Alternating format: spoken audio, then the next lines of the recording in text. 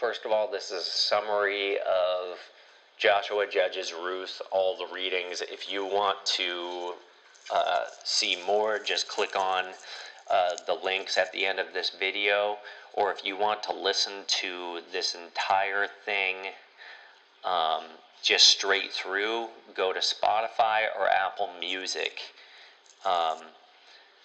And it should be under Saint Michael the Frenchman. That's S-A-I-N-T, Saint Michael, M-I-C-H-A-E-L, the Frenchman, F-R-E-N-C-H-M-E-N, M-E-N. Thank you. All right, this concludes Joshua Judges Ruth. I just want to thank anybody who listened to this. I want to thank you so much. This has been such a beautiful journey for me. I really think this is making a difference for me personally, to just do something. I feel like God was probably calling me to do something for so long, and I'm sure He's calling me to do lots of other things, but this is a step in the right direction for me because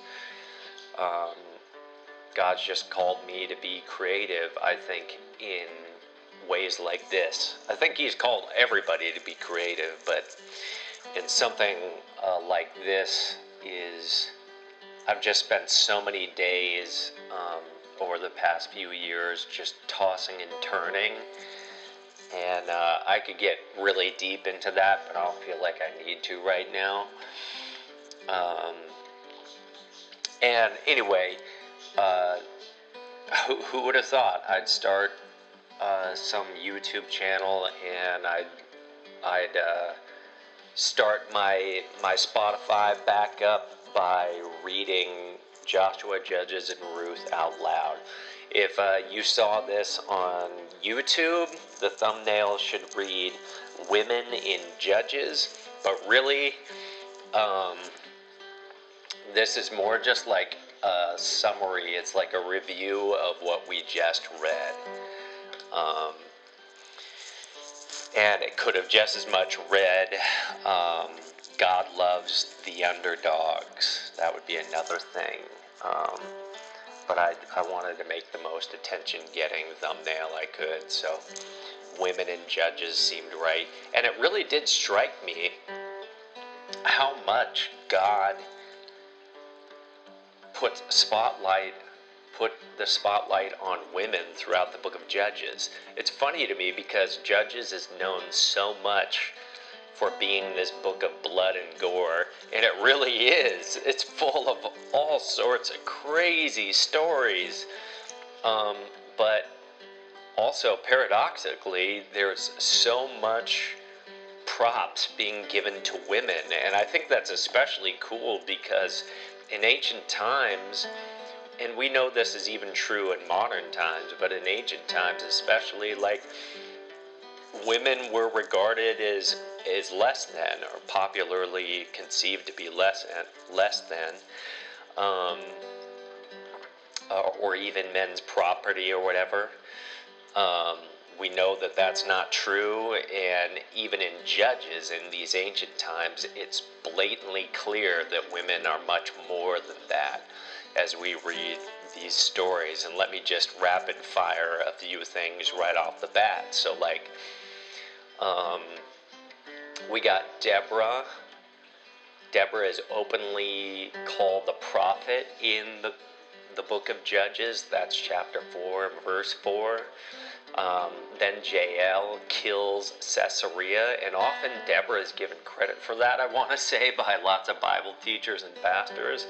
But no, Deborah sort of led the charge, and Barak kind of called all of Israel's men together, but only if Deborah went with him, and Deborah's like, fine, I'll go with you, but credit's going to be given to a woman. And you think that the credit is going to be given to Deborah, and maybe in some ways it is, but it's not just Deborah that gets the credit. It's another woman named Jael. Jael gets the credit as well. And Yeah. Jael gets the credit as well. And I'm sorry, I'm just realizing I didn't videotape this, but we'll just make it, we'll make it all audio and just let the thumbnail run through. And then, let's see, so Jael gets the credit. She drives this tent peg barbarically through Caesarea's temple. Caesarea dies there, and there's a whole chapter that Deborah writes a song in honor of Jael. You know, so one of the first psalms or songs in the Bible, you could say, was penned by Deborah, and that's not inaccurate to say. And not just penned by a woman, but also penned by a woman in honor of another woman. All right, so there's two women there. And then later, in chapter 9, Abimelech, he's not a good man. He kills 70 of his brothers in order to grab power. And then he attacks this tower, and this woman, and there's not even, I'm going to call this woman the badass of the month, because Judges, just for this channel, because we're going to be reading lots of Bible, but for this channel, this woman is an anonymous woman, and nonetheless, I'm going to call her the badass of the month. I've never played the video game Assassin's Creed, but there seems to be this sort of persona of like this assassin, this hooded assassin who like does this amazing, brave, and courageous work, and then sort of walks away anonymously. And that's what this woman is. She's not named in the Bible, but she drops this millstone that cracks open Abimelech's head from down below. And then Abimelech is so humiliated. I don't know, he must have gotten a good look at her before. Maybe he saw her, and then all of a sudden the stone was falling, and he just couldn't believe it, and it nailed him before he realized what to do. But he was so humiliated by that. Remember, this dude killed 70 of his brothers. He's not a good guy, and he probably loves the reputation of being a badass himself. But then he gets this millstone dropped on him by this anonymous woman, and then he pleads with one of his soldiers to run him through so that he won't be known for being killed by a woman. But we all know what happened here, right? It wasn't the soldier that killed him. It was the woman that did it. So, nevertheless, that is Abimelech's legacy, whether he likes it or not. And this badass of the month is this anonymous woman, at least in my book. That's in chapter 9, right? So we already got 3 women, and it's not even 10 chapters into Judges. And then we have Samson's mom is barren, and God notices her and gives her a child who's going to be the strongest man ever recorded in the Bible, maybe ever recorded. So God notices Manoah's wife, and once again, she's anonymous too, which is kind of interesting. We're going to read about Hannah soon, and she was barren in 1 Samuel, but of course everybody knows Hannah's name. So God notices this woman and gives her a child, okay? And then at the very end, maybe the hardest story in the Bible, well, let me see, where's Japheth? Yeah, the fool of the month is what I call Japheth, and that one's also interesting for other reasons, but Japheth is this mighty warrior, and he leaves his father and mother because they sort of cast him out, he's the son of a prostitute. And we might as well just say also that early in Joshua, God uses a prostitute. He uses Rahab to overthrow Jericho, but that's going to another story. Anyway, Japheth is born from a prostitute, and he's cast away by his parents because he's the son of another woman, quote unquote. And then Japheth becomes this mighty warrior, and he almost sounds like David a little bit, because these scoundrels is what they call him. They sort of rally around Japheth, and he becomes sort of a hero. And then Israel sort of reluctantly rallies around him because they see he has the courage and the knowledge to be a successful warrior and a defender of Israel. But the humiliation of Japheth, and this is why I call him the fool of the month, is even though God makes it clear he's with Japheth in several different ways, Japheth makes this foolish oath and says, Lord, if you give me this victory, when I come back from the victory, the first thing that comes through my front door, I'll sacrifice it. And wouldn't you know it, his firstborn and only child, his firstborn daughter and only daughter, I should say, comes through the front door to congratulate him.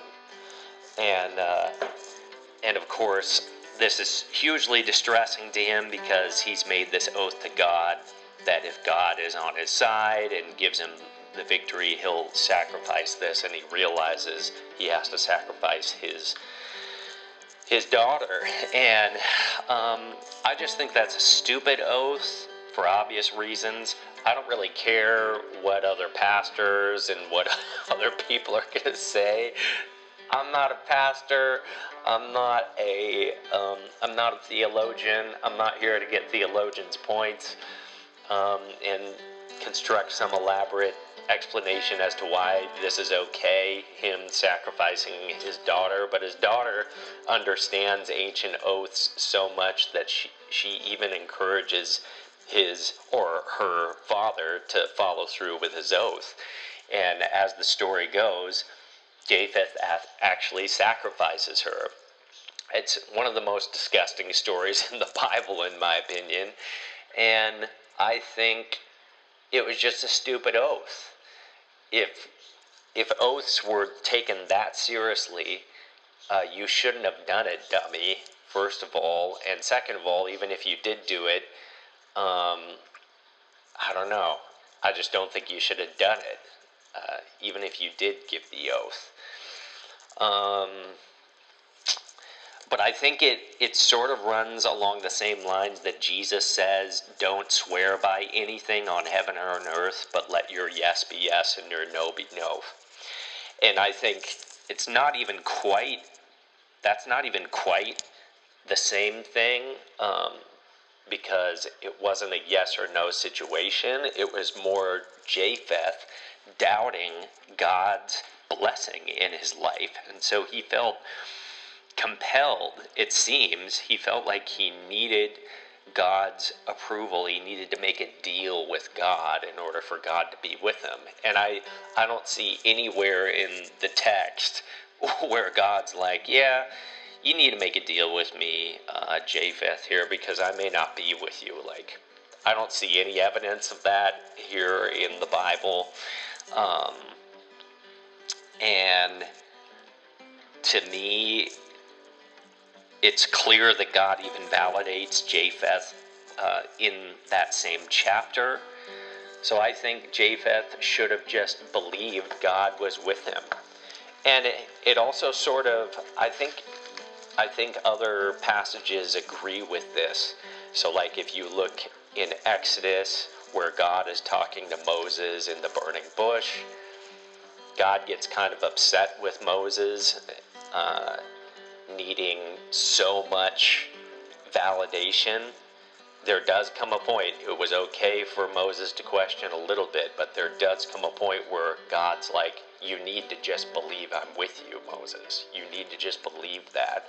And Gideon is also a little bit similar, although neither Moses or Gideon makes such a stupid oath. And once again, that's why I call Japheth the fool of the month. I mean, ask God for a sign. You know, if you really need it, you might get God a little bit upset, but asking for a sign is better than making a foolish oath, and we'll move on from there.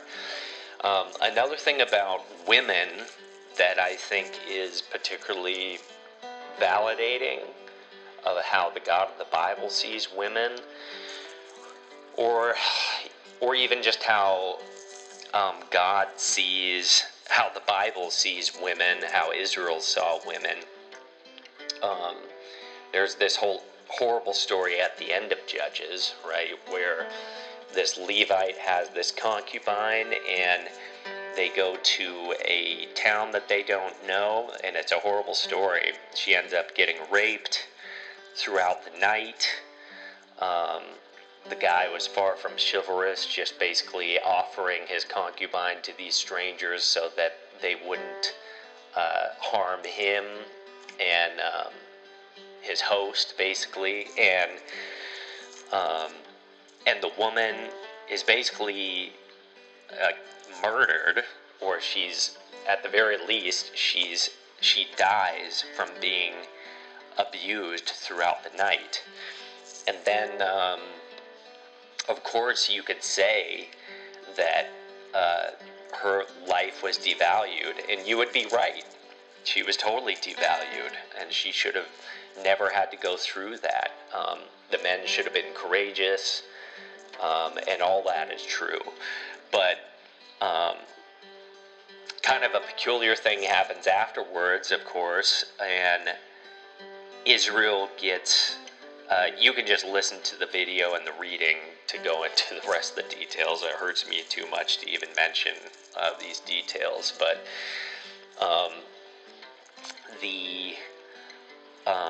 there's a whole battle that ensues between the tribe of Benjamin, which were the terrible men who did this act to this woman.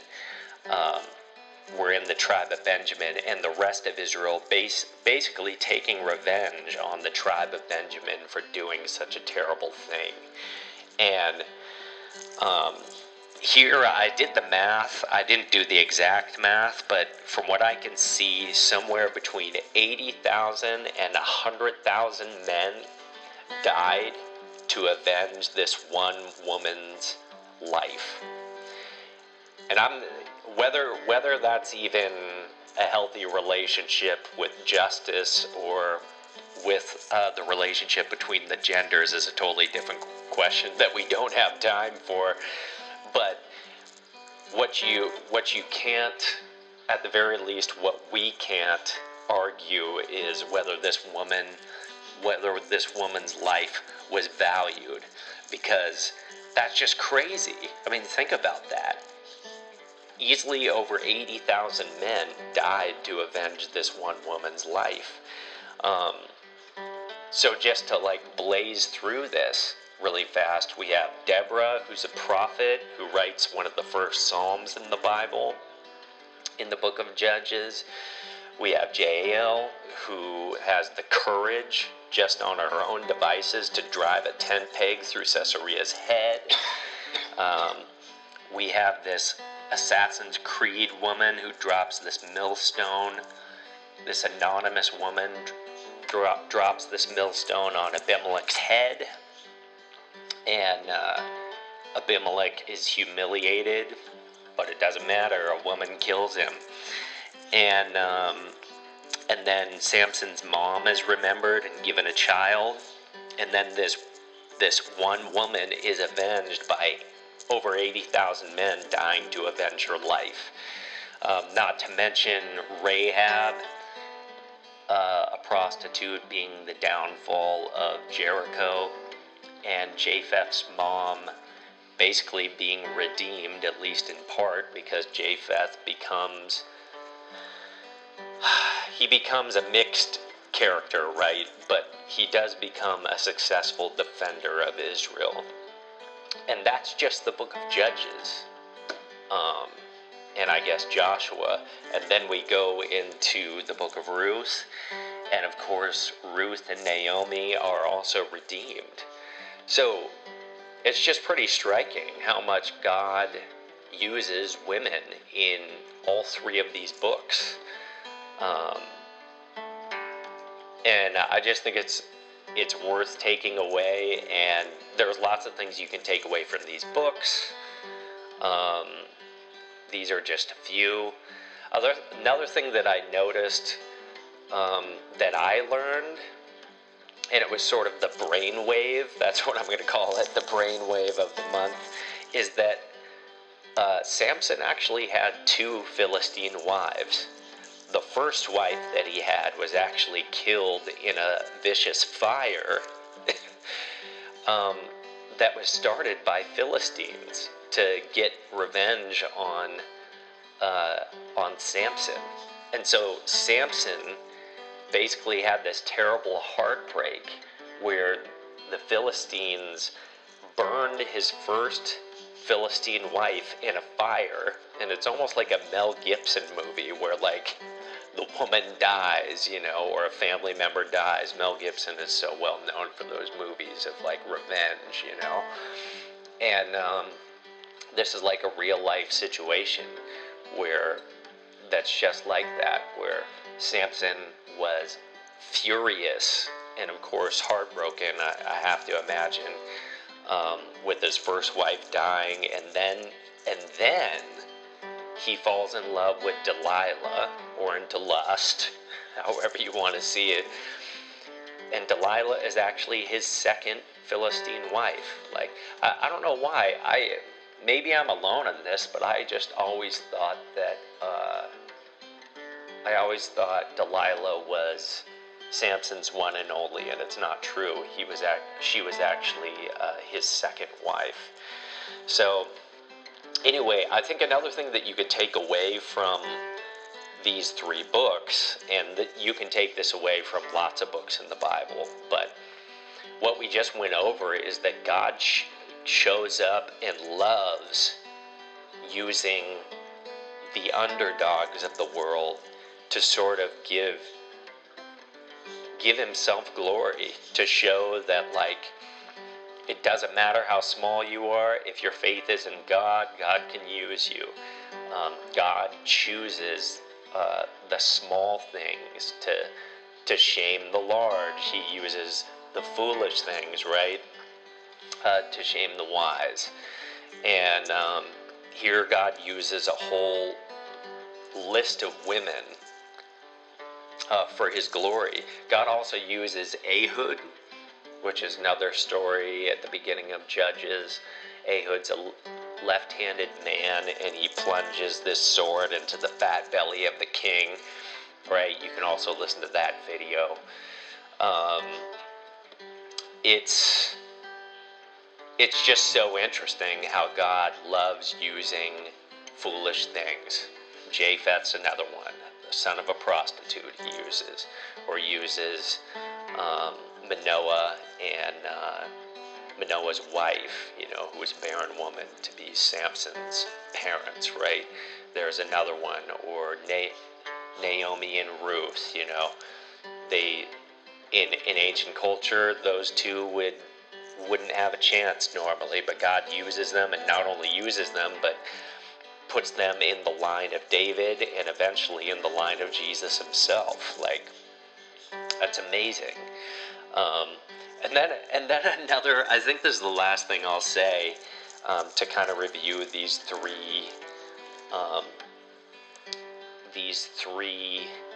books. I might say a few more things, but like, it's so funny to me that Manoah's wife is the first one to see the angel of God. So God doesn't show up to Manoah, God shows up to Manoah's wife, which sounds a lot like Mary, doesn't it?